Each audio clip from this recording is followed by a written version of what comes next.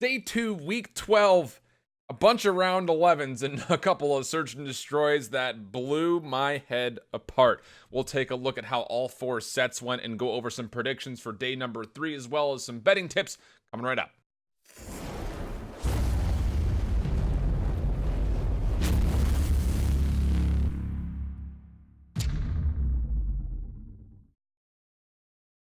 What's going on, Call of Duty fans? Good to see you guys back. Like I mentioned, a lot of wild and stupid things happened today. I ended up losing a butt ton of money, mostly due to teams just, I don't even know what to call it.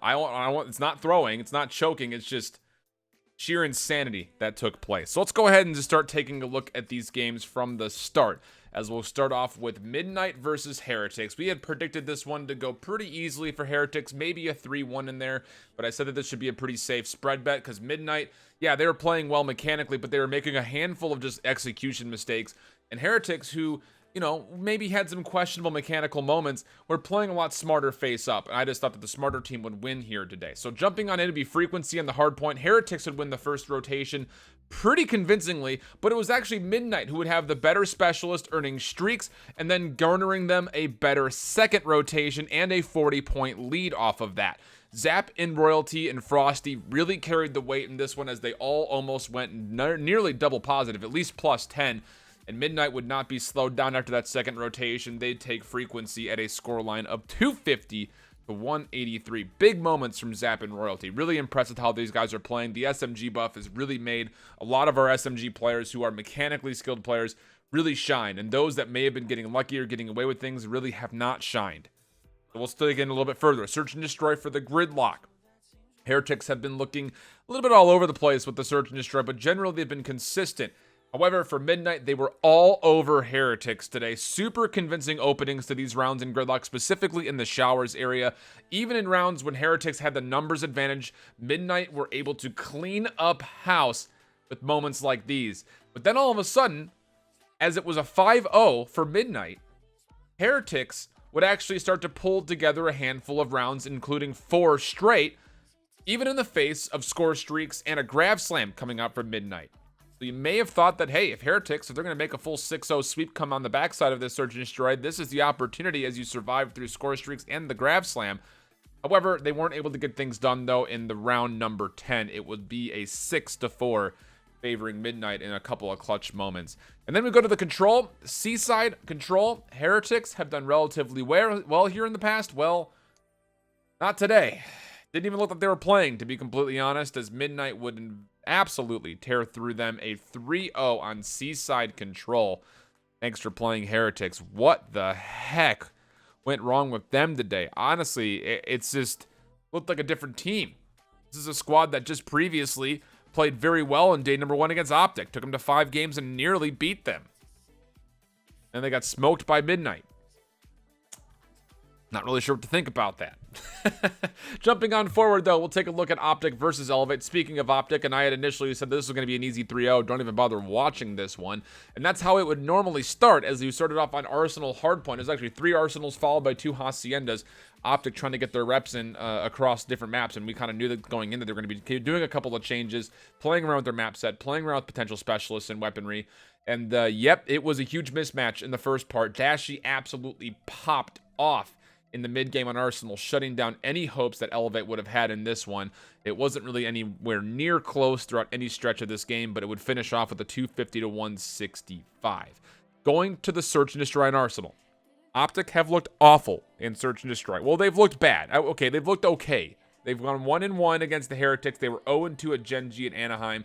They were 4-6 in total at Anaheim. You need to clean up the Search and Destroy. And honestly, it did not start off good for them whatsoever, as Lacefield was popping all over OpTic. It didn't look good in Search and Destroy whatsoever, and I can't even tell you what exactly it is. It just felt like OpTic was playing very slow and reactionary. This, though, would go eventually to round 11, with Elevate and OpTic just seemed to not really get anything going for either of these full teams. Huge plays, though, from Lace would be able to come through and clean up that round 11, as Elevate would take the Search 6-5. And you might start thinking OpTic SND lol. I don't know. It's not looking so good. Going further onto Arsenal, but this time on control. First round would go to 3v12, favoring Elevate, and they blow it. It was over from there. Control Arsenal 3-0, OpTic Gaming take the W. Going into our next Hacienda hardpoint, OpTic, again, just looked a little slow, honestly, and Elevate was not letting up. Even though there were some sloppy moments, Elevate kept coming at them with generally full team numbers. Lays popped again, but everyone on Elevate were going positive. And then we got to a point at one stretch where it was 249 for Elevate, 225 for OpTic, having to rotate from Rock to the center hill, and that was going to be a new rotation. OpTic needed to get things done as the game clock was down underneath 40 seconds. They were starting to make a comeback happen, but Elevate were able to clean things up just in the nick of time. 250 would be the win to 236. A very good Hacienda hardpoint, but a very frustrating one, I think, for most OpTic fans that might be out there. Then we'd go to Search and Destroy again for Hacienda, and I'm sorry, but it's just not good for OpTic. It's not a good start at all for OpTic. They do not look good in Search and Destroy, and, I'm not going to say too many criticisms, but you kind of have a couple of wonders as far as, how seriously is the team taking this week. Obviously, they don't need to because they've already locked in their spot, but if you're taking your practice very seriously and using this as a boot camp, you would think they would not have gone out to karaoke until like 2 o'clock in the morning the night before, because they looked really not so great in the Search and Destroy. And again, I get that they're not playing for anything but match money, but still, they let this go round 11 and have to fight it when they were down 5-4 just to send it there. Fortunately, at the very end, it would be a 2v1. Whalers has a chance to clutch, has a Tempest he can use. He's got an ICR where he finds the first kill, but he does not find Scump defusing the bomb. And so Scump will stick it and win. There was less than 8 seconds left. If you're Whalers, if you're 1 HP, you just check. You just check. That was the first big moment of insanity in round 11, game 5. Elevate, again, props to you for taking OpTic to game 5 and making everything relatively close. But OpTic, how do you let this go map 5 with a team like Elevate when you were so vastly mechanically skilled above them? I'm a little bit lost on that one, and definitely a bunch of concerns as far as how to potentially predict this squad, not only this week, but in the future. Going on to Envy versus Reciprocity. Envy, not a good look at all yesterday versus Gen.G. We'll see if they can get it done versus Reciprocity. Would start things off on Seaside Hardpoint, and Envy would actually come out and find an early advantage and would be able to retain it late, even though Reciprocity started to fight back. Clutch plays from Gunless near the end to lock things in, and then Assault has this massive cleanup with the Tempest at the very end of Seaside to shut down any dreams that Reciprocity would have had, and making the full comeback. It would read as a 250 to 207, and some moments of success there for Envy where you start thinking, okay, you got a map win under your belt. First time in a while that we've been able to say that, but would you be able to clean things up and get a better search performance? The answer would be no. Not on Search and Destroy payload. Reciprocity just looked to be cleaner, more prepared, more ready to execute together. It was an easy clap. 6-1. Reciprocity smoked Envy. Aches tried to snipe and was just, again, not doing it. You got to find someone else to snipe. Aches can't do it. Going on a little bit forward to the control, though, on Seaside, Dylan was on an absolute tear. One of the biggest games that we've seen in the CWL, period. But no one else was showing up for Reciprocity. Envy would still clutch up a 7v9 in one point in time. And Dylan would finish off this match going 41-21 in 4 rounds. They didn't even get to a round 5. 3-1 the score, takes it to Envy's favor in the set. 2-1 now. They can close it out. We might see a match win. Get the L's off the board. It's been too many for me to even go through and count right now. It would be Hardpoint. It would be Gridlock. Dylan would still be on fire all the way through the first rotation, going up to 15-5 at one point in time. And then Alex would take the baton and pop off with an 8th Street kill streak. And after that, it was essentially a runaway from there for Reciprocity, 250 to 133 on Gridlock. So it would stay there and then go to Search and Destroy. Rec has a hot start. But Envy would start to pull things together, stringed a couple of rounds, would go back and forth for a while, and we would get to another round 11. Envy on offense, just need to plant the bomb. They go B. They nearly get it down 2 separate times. Delays from Reciprocity were decent, but the gunfights were atrocious. And somehow, some way in a 1v2, the bomb doesn't get planted, and Reciprocity just survive and win the round. You can't make these things up. A situation where a team is going 1v2, you get the first kill, there's less than 7 seconds left, all you have to do is check the bomb, you win the round. They don't check the bomb, round is lost. The second is just get the bomb down. You have numbers and bomb site in your control. The bomb doesn't end up getting down. There were a number of moments where it was just about ready and there'd be a couple of bullets that would go into the person planning and they would pop off of it and not stick it. Mind blown. Absolutely mind blown. Reciprocity win. Envy still not able to find a single win in Search and Destroy. Atrocious. Just disgusting. We'd finish off the day with eUnited and Gen.G. This one I had pegged to be a pretty close one, and Gen.G would slaughter eUnited in the first rotation on frequency, 143 to 23. Then all of a sudden, EU starts to wake up. Pristini has some moments, Abizi has some moments, and then find the first 2 hills straight in the second rotation, and then all of a sudden, it's a 156 to 100. Heck of a comeback, but it would not be enough, though, as Gen.G would be able to figure things out and close out the map. But it was close, 250 to 223. And if you don't go 143 to 23 in that first rotation, eUnited has a chance to potentially see that one go a touch further. Going into the Search and Destroy on Gridlock. Yeah. You know, I said that my concerns for eUnited and their Search and Destroy were starting to get elevated. That was 100% the case here, as it looks like that S&D honeymoon is well done and over, and they were in their first married fight because it's not looking good.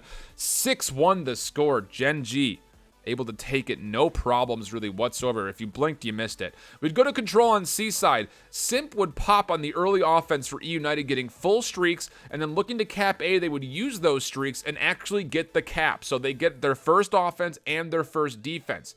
Gen.G was then, of course, forced to get a double cap of their own. They would go up in lives in round 4, 5v3, and Pristini would then clean house and deny it. Massive play from Pristini. Gen.G not quite able to get their offense. They would lose this in round 4, 3-1 the score. We would send things to a map 4, Hacienda Hardpoint. EU would start up big, but Gen.G would work their way back in and eventually got it to where it was an even game. And then the kills started coming fast and furiously as eUnited would be forced to rotate to one more hill to close out the win, and they would get it done as Gen.G were not quite able to get Havoc's grab slam down. He would get shut down before he could touch it. And well, that was the win condition, 250 to 238. eUnited survive. And then Search and Destroy. Payload coming back. Okay, United, show me something.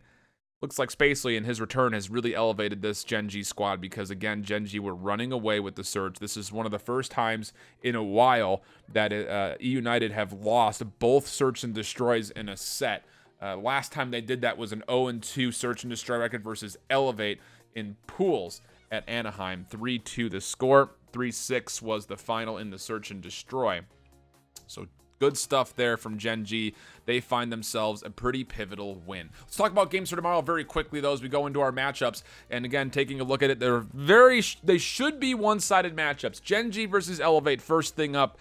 Elevate, yeah, you found yourself game 5 versus OpTic, but again, you take a look at some of their averages, and honestly, the Hacienda Hardpoint, I was surprised they even pulled that one out, let alone that they were able to go as far as they were in the Search and Destroys. But this Elevate team definitely has something to offer for Search because they've played 3 searches. They're 1-2, but all of them have gone to round 11 so far. So it just comes down to clutching some things up. There are a couple of shaky moments for Elevate where they are having to fight back from a pretty steep deficit. They're able to overcome that in Search, but their adaptations on Control and Hardpoint are not quite there, especially based on how we've seen Gen.G play. Yes, 2 of their 3 hardpoints this week have been close, but you feel pretty decent, I think, about how they've looked in Search and Destroy and how they can offer themselves up on Control so far as well. They've looked really solid across those 2 modes. So my favor is generally going towards what Gen.G have to offer. Going over to Heretics versus Reciprocity. This one's going to be really tough to predict because I don't know exactly how good this Heretics team is. Yes, they were able to take OpTic to 5, but is OpTic just playing around this week? You would think that based on the karaoke and them working on individual maps that, yeah, probably is just them playing around a bit this week. But for Heretics, they have a lot to prove. You take a look at some of the maps that these 2 teams have played. Heretics have not been consistent in any single search, or pardon me, in any single hard point yet. Their search has also been all over the board. This team is definitely trying to get reps and try to figure out how they can properly use Vortex it's just hard because he's not really that pivotal factor where you go, all right, well, if you play SMG friendly maps, Heretics find some extra power. There's also the conversation of methods on certain ICR maps looks very uncomfortable. So it's very hard to pick this one. For Reciprocity, though, I've got a lot of favor for this team because they've definitely cleaned things up in the search department, as well as having a handful of close hard points. I'm just worried about them in the control, as this been the storyline for this team all year long. They're one of the worst control teams out there. They're only 14 and 26 in total, and their averages are only 1.8 rounds on average per match when they give away 2.28 essentially is the average per map that they play. So a couple of things. I think this could go either way, honestly. Be interested to see what lines they get in the betting lines. Going to Midnight versus EU. Don't sleep on this one either, because eUnited is not doing so well in the Search and Destroy, and guess what? Midnight is actually looking pretty solid in the Search and Destroy. 2 wins for them so far. They're also looking very dominant in the respawn, specifically the hard point. They went to round 5 on frequency control, and they were able to find the 3-0 versus Heretics. So yes, eUnited lately have been doing very well on the hard point, and they've also been doing very well in the control, but with Midnight playing just as well, and of course the Search and Destroy not being nearly as strong as we came to attribute with the United squad, there is absolutely upset potential here for this Midnight team. After their game today, I vastly became a believer based on what I was able to see from them. Going to our final match today, OpTic versus Envy. Honestly, again, OpTic, you have to play with more Fuego. You have to come out and play with more Fuego. You cannot sit down and just goof around and just hope that things go well. You need to get good practice in, and against Envy, who's trying desperately to redeem their qualities, I feel like the favor should go to OpTic, but if this team still stays vulnerable, I would not be surprised to see Envy take a shot at these guys. So let's go ahead and go over to our bookie's worst nightmare and take a look at what our bets look like from today. I got slaughtered today.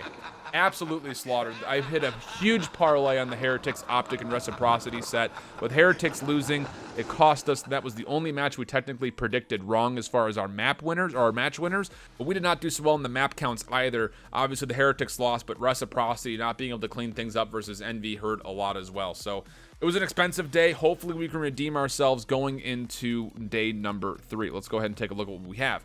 Starting with Gen.G and Elevate. Honestly, again, you see some success from Elevate. They're able to take some teams to the distance. They take OpTic the distance. However, I just don't think Gen.G is looking to play as loose as OpTic is. I think they're trying to make sure that they have an idea of what our map pool is going to look like when it comes to Miami, and can we potentially find ourselves a championship. They're grinding for this hard.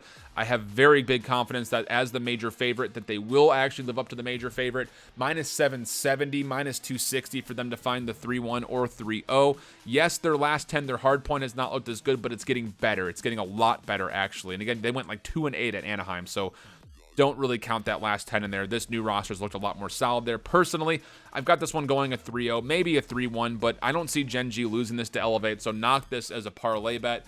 You're going to add this with one other team, I think, when it comes to the rest of the day.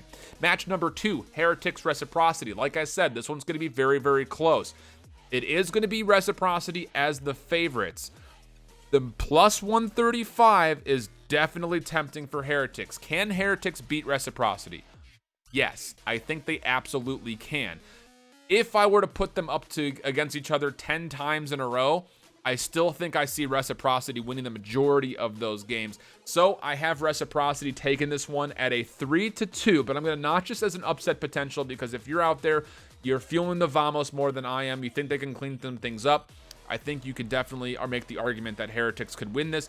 However, Reciprocity, I feel like, will just be sitting away from maps like Seaside. They'll be playing maps that are more like Gridlock, Hacienda, more mid-range maps where I think they're going to find more favor than Heretics will. So I've got Reciprocity taking this one at a 3-2. I would not put any bets on this one personally. It's just too hard to predict. Going to the second half of the day, Midnight eUnited.